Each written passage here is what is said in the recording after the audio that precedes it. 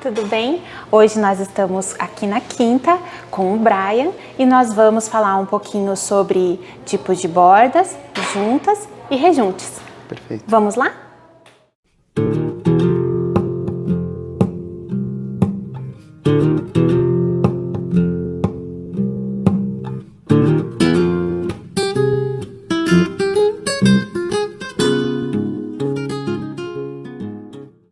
Brian, explica pra gente o que é essa questão de borda, de junta, qual que é a diferença, no que isso influencia e quais os tipos que existem? Perfeito. Então assim, começando com as bordas, nós trabalhamos hoje com dois tipos de borda no mercado para porcelanato, né, para revestimento cerâmico. Nós temos as bordas bold e as bordas retificadas. A borda bold é uma borda mais simples, você pode perceber aqui que ela é um pouco mais rústica. Então, basicamente, o que acontece? O porcelanato passa pela queima e a borda está pronta. Ele vai ser queimado. Por isso que ele dá essa impressão, tipo, que ela é meio gordinha, assim. Isso mesmo, ela é levemente bolhada, né? Ela é arredondada. E a borda retificada, depois da queima, o porcelanato passa por mais um processo ainda, que é o corte dessa borda bold. Então ela volta para a produção, para daí ela ficar retinha desse jeito. Isso, segue na produção para um processo de corte com material diamantado, que a gente chama.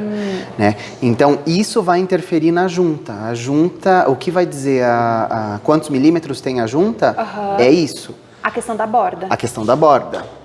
Porque assim, por norma, as peças de porcelanato podem ter uma diferença mínima de tamanho de uma para outra, uma coisa imperceptível. Mas aí o que acontece? Na borda bold, como ela é uma borda um pouquinho mais rústica, você vai precisar de uma junta maior para conseguir acertar e todas as peças realmente parecerem do mesmo tamanho. Então, para um porcelanato bold, o mínimo de junta é 3 milímetros. Tá, junta o que a gente está falando, então para quem está nos assistindo, às vezes não vai entender muito bem, é o espaço que eu vou deixar entre uma peça e outra. Exatamente, é o espaçamento de uma peça para outra. Tanto que a peça que é usada para balizar isso se chama espaçador.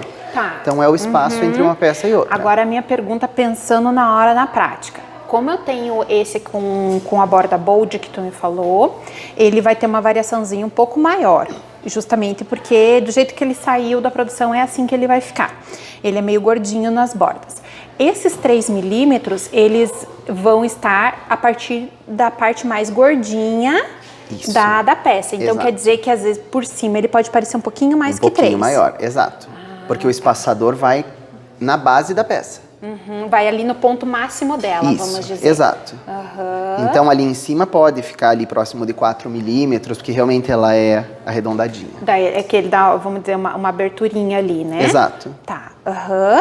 E nessa questão, por exemplo, que a gente tem algumas empresas que falam pra gente, tem que ter uma borda, uma junta mínima de X, ou até aquele, não, é junta seca que fala, que quando não tem, que não aparece rejunte, como é que é? Isso.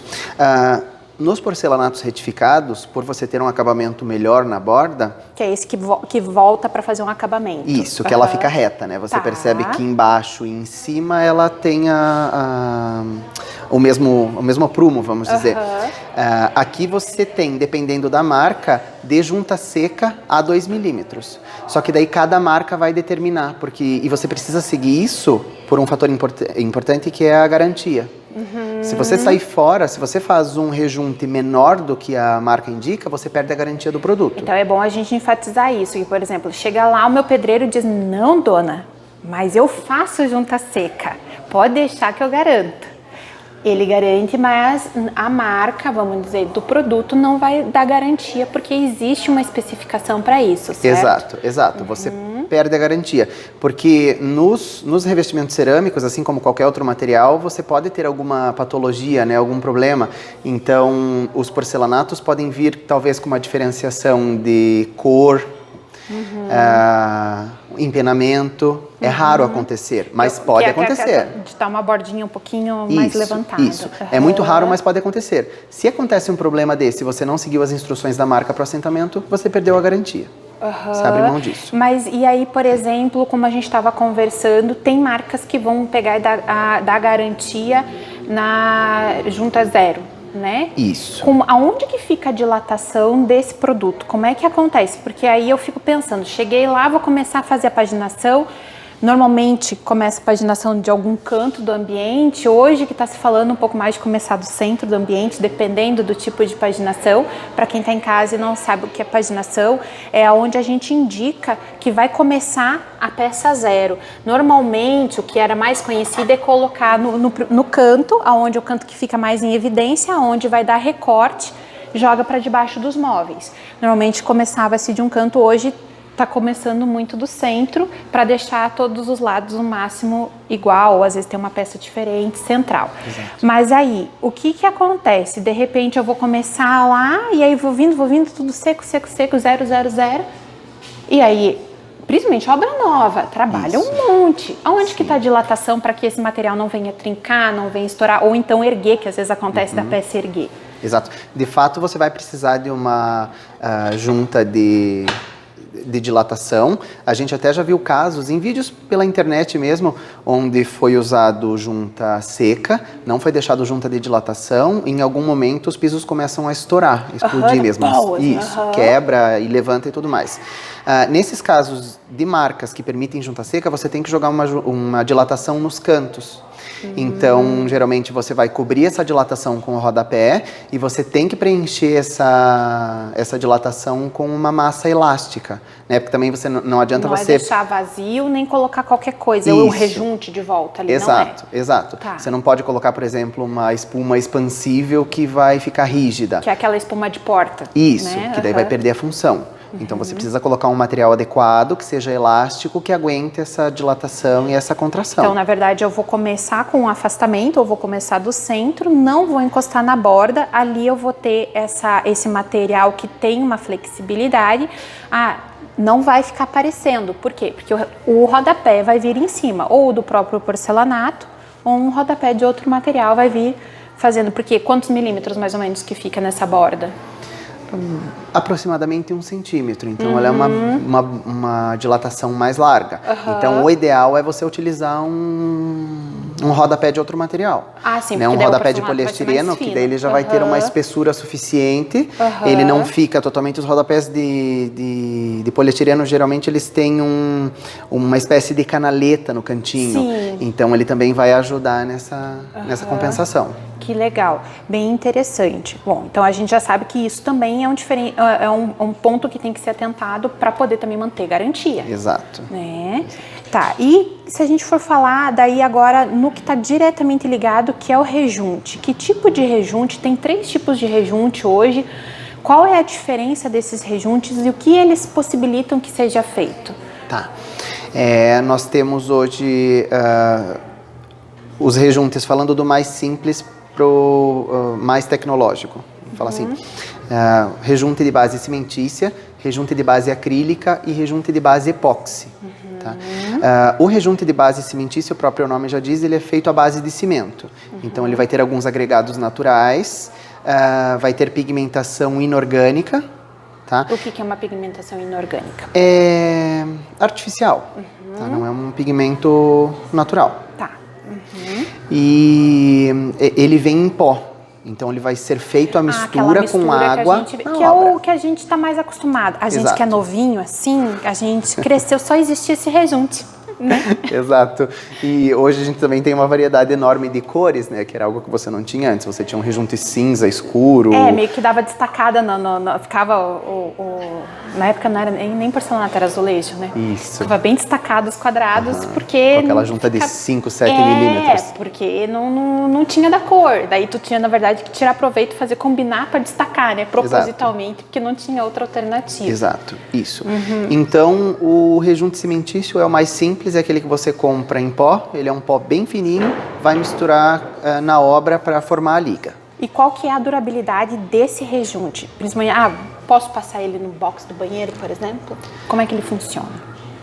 Você pode passar ele em qualquer ambiente, só que aí que tá, você vai perder alguns benefícios, porque ele não tem nenhum aditivo que ajude na impermeabilidade, aliás, não tem nenhum aditivo que ajude com mofo.